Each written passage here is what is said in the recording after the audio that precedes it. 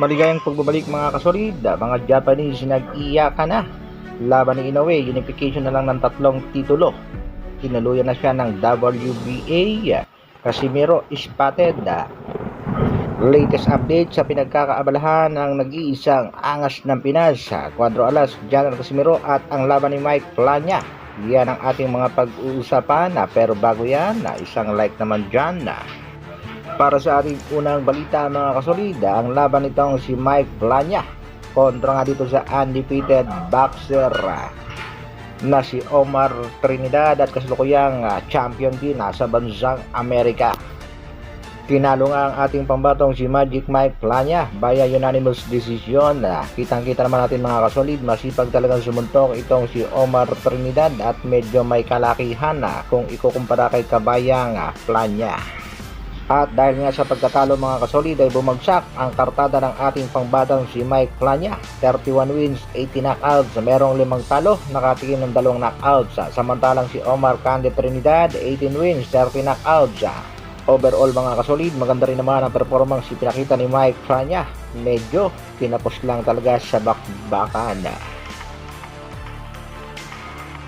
Sa kabilang balita naman mga kasolid, matapos nga pumirma ni Ryan Garcia sa fight contract ay marami nga ang nag-expect na magiging laban ni Ryan Garcia ay ang rematch kontra nga dito kay Devin The Dream Haney, pero nagkamali ang mga boxing fans.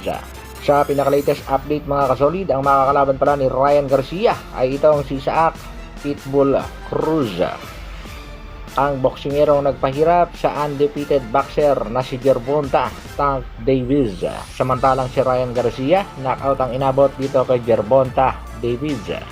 Medyo may hirapan nga si Ryan Garcia sa bakbakang ito mga kasolid kung ikukumpara sa kanyang naging laban kontra nga dito kay Devin Haney na kung saan ilang beses niyang pinabagsak itong si Haney. Sa kabilang dako, nalalapit na ang laban ng Japanese monster na Naoya Inoue kontra sa Korean boxer na si Kim. May mga ilang boxing fans naman na nagsasabi nga posibleng ma-upset daw si Inoue sa bakbakan dahil itong si Kim ay tirador pala ng mga Hapones. Ayon nga dito kay Kim mga kasolid ay kaya niyang tumanggap ng malalakas na suntok at sinasabi nga ito ang magiging upset of the year. Matatandaan din natin mga kasolid na pinaayaw nitong si Kim ang isa sa mga kababayan nitong si Japanese monster Naoya Inoue. Ito nga ang kanilang naging bakbakan na kung saan talagang pinaliguan ng suntok nitong si Kim ang kababayan ng Hapon. At kumakalat din sa kasalukuyan ng balita ang 3 titulo lang ang ididepensa nitong si Naoya Inoue sa kanyang magiging laban dito sa Korean boxer. Dahil dyan, marami nga nagsasabing tila binaklasan na ng WBA ng titulo itong si Japanese monster Naoya Inoue. Depensa naman ang kanyang manager na si Mr. Uhashi.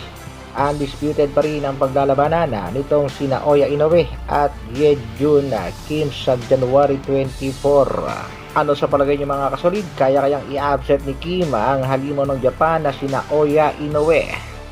Angas ng Pinas, Cuadro Alas, General Casimiro, meron namang pasaring sa nasabing Hapon na ito nga ang kanyang mensahe. Tartel, kung ako makalaban mo tapos ang maliligang araw mo, mahina ka, nakakahiya kayong mga tartel. Dagdag pa sa post nitong si Cuadro Alas, it's my boy, laban lang ng padas, ipapanalo din tayo ng nasa taas. Kaya mga kasolid, abang lang tayo sa mga latest na update at balita sa nag-iisang angas ng Pinas. Alam naman natin pagkapanalo ni angas ng Pinas dito kay Saul Sanchez.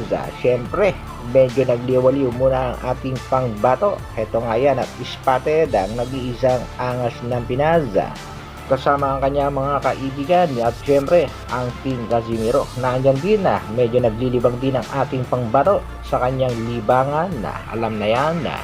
At ang importante, hindi nakakalimot sa pagte-training at pagpapakondisyon itong si Cuadro Alas, General Casimiro. Abangan lang natin ang susunod niyang laban. Hanggang dito na lang muna mga kasolid. Maraming salamat sa patuloy na pagsuporta at panonood. Isang like naman dyan at sa mga bago, pa-share at pa-subscribe na rin ng ating video. Mabuhay!